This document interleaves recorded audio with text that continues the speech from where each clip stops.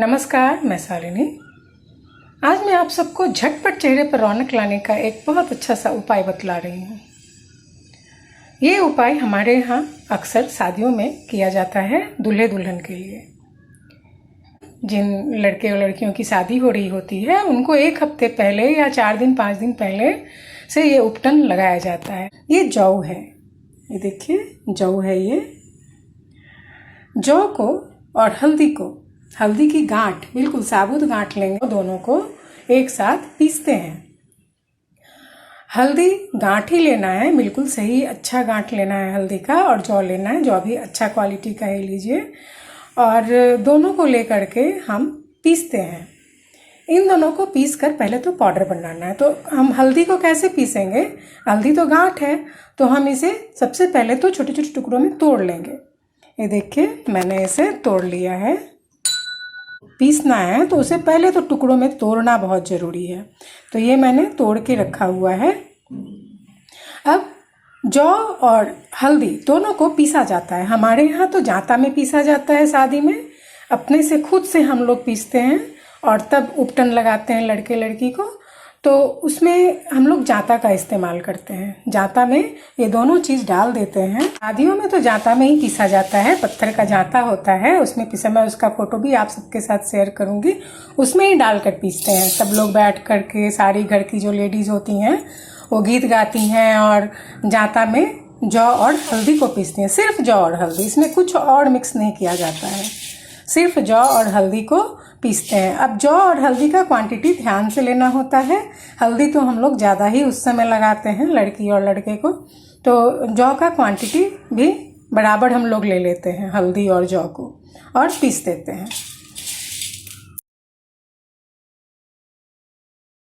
अब ये देखिए हम इसे सबसे पहले तो पीस लेते हैं, और बिल्कुल सूखा पॉट जो होता है, सूखा पीसने वाला, उसमें आप इसे अच्छी तरह से पीस लें। हम लोग तो जांता में ही पीसते हैं, तो उसमें क्या होता है ना, ये बहुत अच्छे से पिसाता है। हम इसे थोड़ा छान लेते हैं। सबसे पहले हम क्या करते हैं कि इस उपटन को जो तैयार किया गया है, इसे हम चाल कर और ऊपर से इसका जो भूसा है उसको निकाल लेंगे। जो जौ का भूसा होता है वो निकल जाएगा। जैसे हम इसे छान कर देखें, निकाल लेते हैं। और मिक्सी के पॉट में किए हैं तभी तो थोड़ा सा चालने के बाद निकलता है ये। फिर से हम इसे पीस लेंगे। इसे तो फिर से पीस करके और फिर से हम छान लेंगे। तो थोड़ा बहुत वेस्ट होता है, ज़्यादा वेस्ट नहीं होता है। नहीं तो वेस्ट तो बिल्कुल मत करें। जब जो थोड़ा बहुत बच जाता है ना, उसको आप पानी में भिंगो कर पीस करके इस्तेमाल कर सकते हैं। बहुत ही मस्त है ये। इसको फेंकें बिल्कुल नहीं, थोड़ा सा भी इसका बचे भी तो नहीं फेंकना है, क्योंकि वो पूरी की पूरी यूज़ हो जाती है। आप उसे भिंगो करके यूज़ कर सकते हैं। उसका भुस्सा भी बहुत काम करता है, इसलिए इसमें भी रहता है। ये भी पूरी तरह से, आप ये नहीं सोचें कि मैंने इसे छान दिया है तो ये पूरी तरह से छन चुका है। इसमें भी भुस्सा है, वो भुस्सा काम करता है। अब इसको क्या करते हैं, जब हमें चेहरे में लगाना है सुबह शाम, तब हम थोड़ा सा पानी के साथ इसे घोल लेते हैं, या फिर आप दूध के साथ भी घोल सकते हैं, लेकिन हम लोग शादी के समय पानी में ही घोलते हैं। देखिए मैंने कटोरी में थोड़ा सा पानी लिया है, इसमें ही हम इस उपटन को डालेंगे। इस उपटन को पूरे बॉडी में लगाया जाता है, चेहरे से लेकर के पूरा पैर तक, कहीं भी नहीं छोड़ना है। तो पूरे बॉडी के लिए हम इस उपटन को इस तरह से पानी में घोल लेते हैं। पेस्ट बना लेते हैं इसका। खूब अच्छी तरह से हम इसे मिक्स करके पेस्ट बनाएंगे। और इसके अच्छी तरह से पेस्ट बन जाने के बाद 2-3 मिनट आप इसे छोड़ दें पेस्ट बना करके, तो अच्छे से ये सब चीज़ इसमें मिक्स हो जाता है। दूल्हा दुल्हन जिसके भी उपटन लगाने हैं उसके पूरे शरीर में इससे उपटन लगाया जाता है। पूरा रगड़ कर पहले तो पूरे शरीर में लगाया जाता है, और उसके बाद पूरे शरीर से उसको उतारा भी जाता है। तो ऊपर की तरफ रगड़ के पूरे बॉडी से इसको उतारा जाता है। थोड़ा सा हल्का फुल्का ही सूखता है, ज़्यादा सूखता भी नहीं है। हम लोग सूखने नहीं देते हैं, बस पहले खूब अच्छी तरह से मसाज कर देते हैं इससे पूरे शरीर में। उसके बाद उसे ऊपर की तरफ पूरा रगड़ कर निकालते हैं। तो चेहरे के जो बाल वगैरह चेहरे में जो आ जाते हैं ना, मेरे बहुत सारे कमेंट्स आए थे कि चेहरे में बाल हैं तो उसे कैसे हटाएं।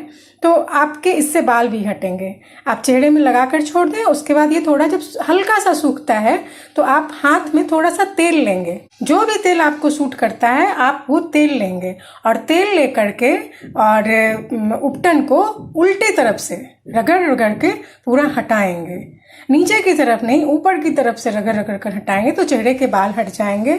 बल्कि हाथ वगैरह पैर वगैरह में भी जो बाल होता है ना, तो वो सब भी इससे हट जाता है। ये मतलब बिल्कुल नेचुरल तरीका है, आपको कोई जोर ज़बरदस्ती करने की ज़रूरत नहीं है। तो इससे हाथ के, चेहरे के बाल वगैरह सब आराम से हट जाते हैं और ये बहुत ही लाभकारी उपटन है। और आप मतलब इसको सूखने छोड़ने की ज़रूरत नहीं है, हल्का सा जैसे ही पूरे बॉडी में आपने लगाया, रगड़ रगड़ के, लगाना भी रगड़ रगड़ के है, लगा दिया, उसके बाद आप जहाँ पहले लगाया ना वहाँ से हटाना शुरू करें और बिल्कुल रगड़ रगड़ कर खूब अच्छी तरह से। हम लोग तो खूब दूल्हा दुल्हन के चेहरे और बॉडी को रगड़ते हैं।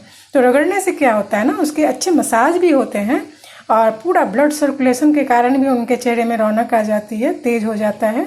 और साथ ही साथ ये है ही है ऐसा चीज़, जौ और हल्दी, कि ये चेहरे में रौनक लाता ही लाता है। और जो भी आपके फालतू के बाल वगैरह चेहरे वगैरह में आ जाते हैं वो अपने आप धीरे धीरे ख़त्म हो जाएंगे। एक दिन में कुछ नहीं होता है, वो करने से होता है। उसके बाद वही है, जब उपटन आपका जहाँ से आपने स्टार्ट किया वहाँ पर के उपटन को अब हटाना है तो पहले हाथ में तेल लेते हैं। हम लोग तेल से उपटन हटाते हैं, ऐसे ही सूखा सूखा उपटन हम लोग नहीं हटाते। पहले हाथ में खूब अच्छे से तेल लेते हैं और जहाँ सबसे पहले हम लोगों ने उपटन लगाया है उस जगह से रगड़ना शुरू करते हैं, तेल लगा करके, बिना तेल का नहीं, तेल लगा करके, और तब हम उपटन को हटाते हैं। तो शरीर जो है ना एकदम मस्त कोमल हो जाता है, सॉफ्ट होता है, मसाज बहुत अच्छा होता है। और आपके शरीर में डेली सुबह शाम ये हल्दी जौ तेल लगता है तो आपका शरीर का बहुत अच्छा मरम्मत भी हो जाता है। और उसके बाद ना एकदम तरोताज़ा होता है दूल्हा दुल्हन, मस्त एकदम उसका शरीर हो जाता है, रौनक से भरा होता है। आपने देखा होगा, आप हमारे यहाँ के तो दूल्हा दुल्हन बिल्कुल चमकते हुए होते हैं। वही इसी कारण ये जो रोज़ मसाज सुबह शाम होता है उससे उनके शरीर एकदम चमक जाते हैं और एकदम तरोताज़ा रहते हैं, फ्रेश रहते हैं। वो बहुत अच्छा लगता है। और बहुत गांव वगैरह में तो ऐसा है कि नहाने भी नहीं दिया जाता, स्नान भी नहीं करने दिया जाता उनको। तो लेकिन आजकल सब लोग स्नान कर लेते हैं, लेकिन सुबह शाम उनके शरीर का जो ये मसाज है वो मज़ा आ जाता है। उसके कारण उनका शरीर में जो चमक, जो रौनक आता है वो सब इसी मसाज के कारण। मसाज करने में यही ध्यान रखना है कि बिल्कुल सुखाना नहीं है, एकदम सुखा दिया वैसा नहीं करना है। बस आपने लगाया पूरे शरीर में, उसके बाद जहाँ आपने सबसे पहले लगाया वहाँ से आप रगड़ कर हटाना शुरू करेंगे। बिल्कुल सूखे हाथ से नहीं, हाथ में तेल ले लें, जो भी तेल आपको सूट करता है। हम लोगों के घर में तो सरसों का ही तेल घर का होता है और उसी से हम लोग ये सब काम करते हैं, मसाज करना या फिर उपटन, सब कुछ में हम लोग सरसों का तेल इस्तेमाल करते हैं। तो ये हम लोग शुरू से यही करते चले आए, लेकिन जिनको जो तेल सूट करता है वो तेल इस्तेमाल करें और उससे इसे हटाएं। तो ऐसा भी कर सकते, सोने से पहले आप अपने चेहरे को साफ करते होंगे तो आप इस उपटन को लगा करके और अच्छे से साफ करके और सो जाएं।